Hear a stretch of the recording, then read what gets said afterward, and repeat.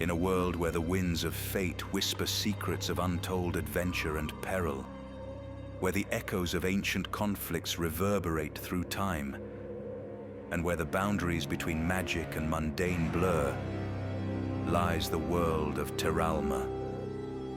Here, amidst towering mountains and sprawling plains, dense forests and treacherous seas, the destinies of heroes and villains alike unfold amidst the stage of history.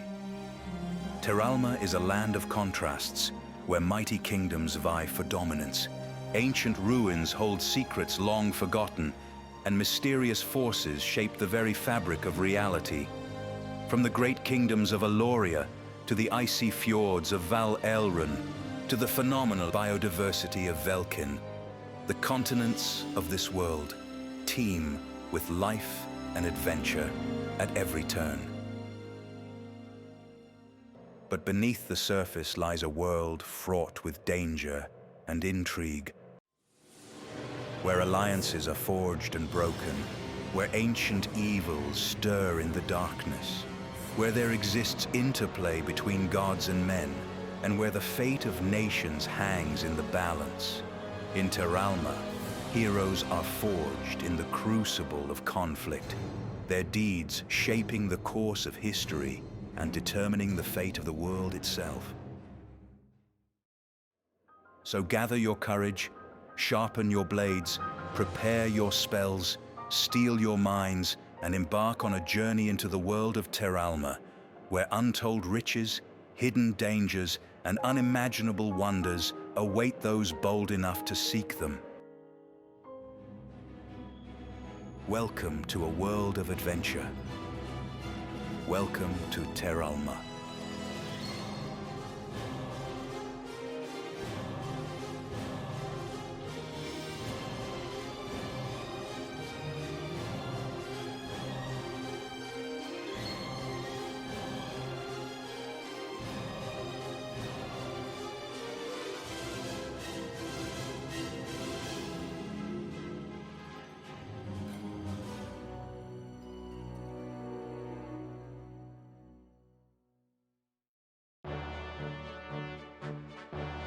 Aloria, a continent split into 4 major kingdoms: Endrick, Alva, Ostwick, and Boland. The kingdoms all draw their origins back to the Quadrumvirate, the 4 titular noble lords who first consolidated their power in the Common Era. Endrick and Ostwick hold most of the power and land, while Alva and Boland play second fiddle and are generally regarded as subordinates in the 4 kingdoms.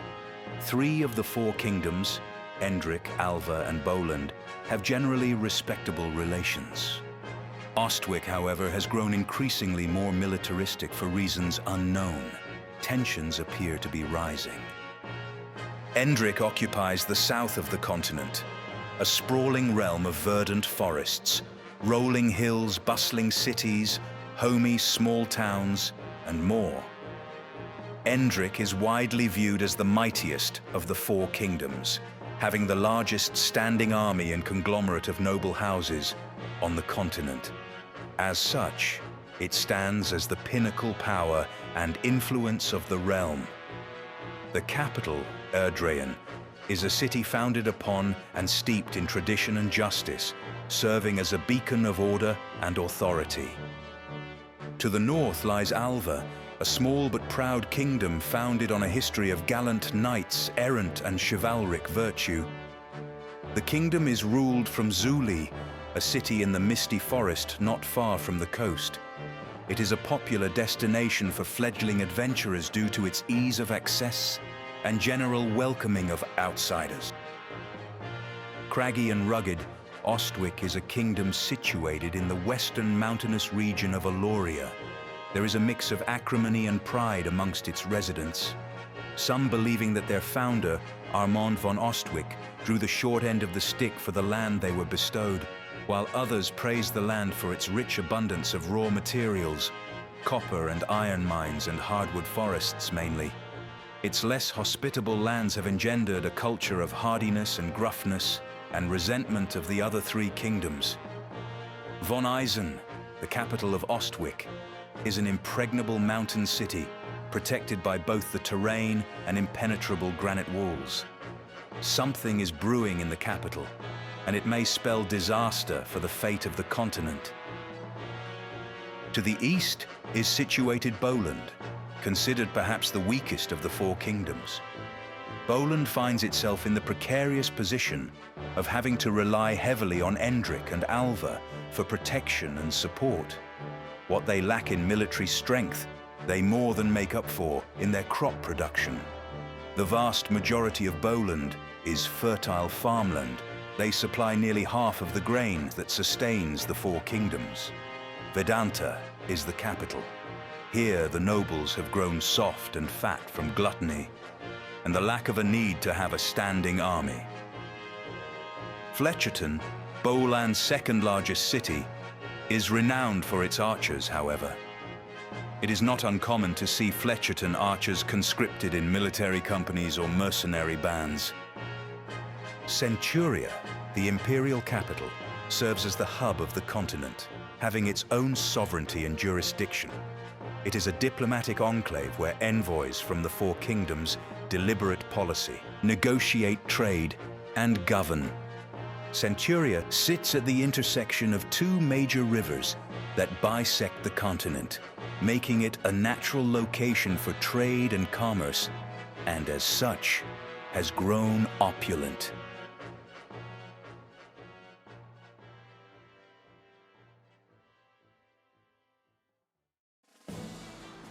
Cold, isolated, yet underscored by the harsh beauty of the north, Val Elrin is a land steeped in legend and strife. The island derives its name from the revered Elrin, the seafarer, commonly believed to be the ancient progenitor of the peoples of the island and the continent's first king. Infighting with regard to purity of bloodline and kinship to Elrin is commonplace among the Val Elrun tribes. At the heart of Val Elrun lies Aelheim, the largest and most powerful of the island's nations. Its capital, Fjordholm, stands as a beacon of civilization amidst the frozen wilderness. Its towering spires and stout walls a testament to the strength of its people.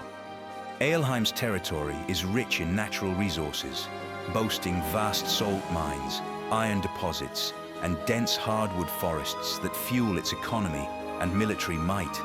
Yet beneath the veneer of prosperity lies a society riven by internal strife, as tribes vie for dominance and purity of bloodline in the name of their legendary progenitor, Elrin.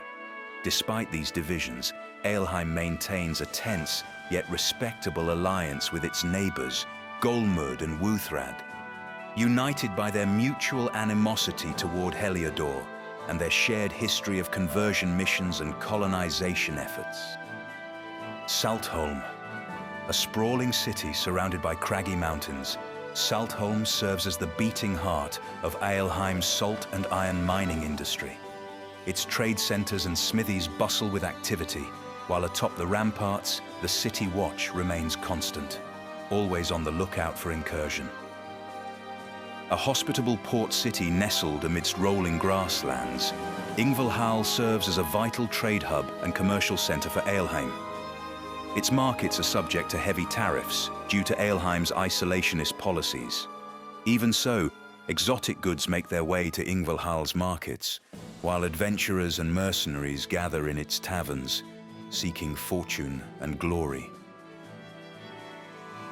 Across the frozen river to the north of Aelheim lies Golmud, a nation burdened by an inferiority complex in the shadow of its larger neighbor. Despite its smaller size and fewer resources, Golmud boasts a proud and resilient people, determined to carve out their own destiny amidst the harsh environs of Val Elrun. Wodenvale is the fortified northern capital of Golmud, embraced by mountainous terrain and dense forests. Here, the spirit of independence burns bright in the hearts of its people, who stand ready to defend their homeland against any who would seek to subjugate them. A trade city situated along the border between Golmud and Aelheim, Skjalgard serves as a vital lifeline for its nation. its markets bustling with merchants and travelers from across Val Aelrun. A remote outpost surrounded by a fallow mire, Einmer once served as a bastion of defiance against the encroaching forces of Elheim.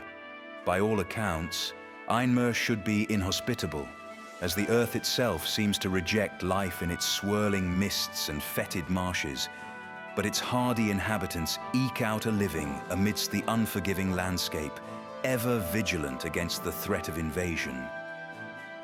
To the northwest lies the wild and untamed lands of the Wuthrad archipelago, a scattered collection of islands inhabited by savage tribes and fearsome beasts. Here, amidst the icy fjords and windswept plains, the people of Wuthrad endure a harsh existence, their lives bound by ancient traditions and the whims of nature itself. Its people reflect their environment, as the archipelago is home to savage barbarians, orcish tribes, and even the likes of giant kind. The capital city of Slatravek stands as a testament to their resilience, its stout walls and forbidding towers, a bulwark against the dangers that lurk beyond its borders.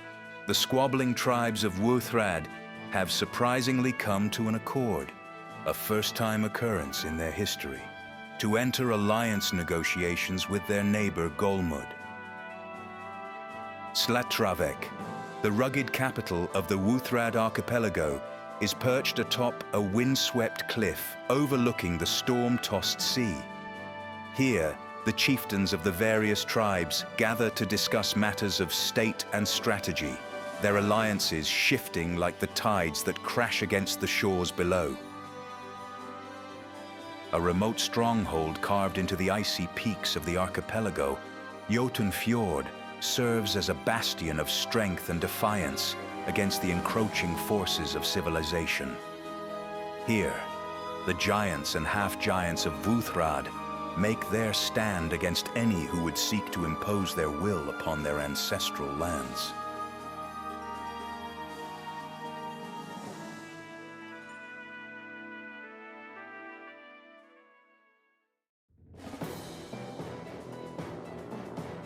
The slender continent of Velkin has only ever known one thing: war.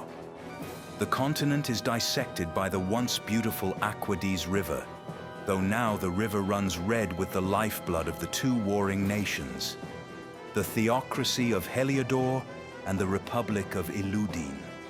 Heliodor, the aggressor, launched an invasion of the country after their latest pontiff was murdered purportedly at the hands of an Iludin assassin.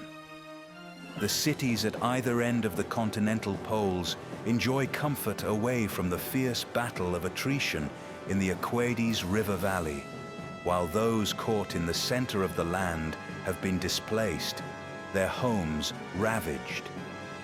Heliodor currently holds the advantage in the war, as their resources and wealth have funded a well-equipped army and cavalry, but the exotic Iludin warriors remain hardy and determined, in spite of losing ground in the exalted march.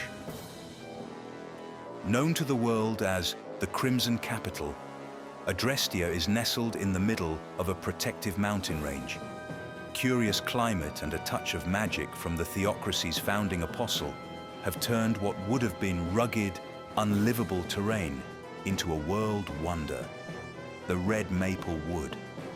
Many residents claim that the bountiful soil and otherworldly flora are proof of Helidorian providence, beauty, and supremacy. Others, however, claim it strikes a bitter irony, embodying the blood the theocracy has shed over centuries of conversion missions turned conquests. Known as the economic hub of the theocracy, Phoebe stands as a testament to Helidorian ingenuity and industry. Home to the Crimson Bank, an international monetary organization, Phoebe serves as a vital artery of commerce and trade, its markets bustling with merchants from across the continent. Its streets are cleanly kept, its architecture sporting white marble structures, reflecting their attention to detail and self-described superiority. The intellectual capital of Heliodor, Etruria is home to the Collegium Magi, the world's premier magic school and historical institution. Here, scholars and mages gather to study the arcane arts and unravel the mysteries of the cosmos, their knowledge serving as a beacon of enlightenment in a world consumed by darkness. Lately, however, the theocracy has ordered that the Collegium redirect its studies strictly to martial magic to assist the war effort. Serving as a forward operating base for Heliodor's military campaign, Antares stands as a bulwark against the encroaching forces of Iludin. Situated at the southern end of a river connecting it to Phoebe, Antares serves as a strategic stronghold from which Heliodor's armies launch their assaults against their enemies. Across the Aquades River lies the Republic of Iludin, a land of ancient wisdom and untold secrets hidden amidst the shifting sands of the Kauku wastes. Here, amidst the towering minarets and labyrinthine streets of Ilhenan, the capital city, the people of Iludin cling to their traditions and their independence, their spirits unbroken despite the relentless onslaught of their Helidorian foes. Iludin is home to a vast population of tieflings, drow, and genasi, making them a natural target of Heliodor's persecution. Tucked away safely beyond the Kauku wastes, Ilhenan stands as a beacon of defiance against the theocracy's aggression. Ilhenan is a melting pot of cultures and peoples, its streets alive with the sights and sounds of a bustling metropolis. It is a city of innovation, academia, philosophy, and exotic martial practices. Even so, its citizens have become somewhat disconnected from the war, due to an over-reliance on the protections that the continent's natural barriers provide. The northernmost independent city of Iludin, Al-Masrur, finds itself under siege as Heliodor's forces press ever closer. Despite the encroaching danger, the people of Al-Masrur stand firm in their defiance, their resolve surprisingly unshaken by the horrors of war. Hidden atop the fire drake caldera far to the south, Hadika serves as a temple and training ground for the elite, secretive Dragon Rider Corps of Iludin's military. Here, amidst the swirling flames and billowing smoke, the secrets of ancient magics are unlocked, as the people of Iludin prepare to unleash their fury upon their enemies.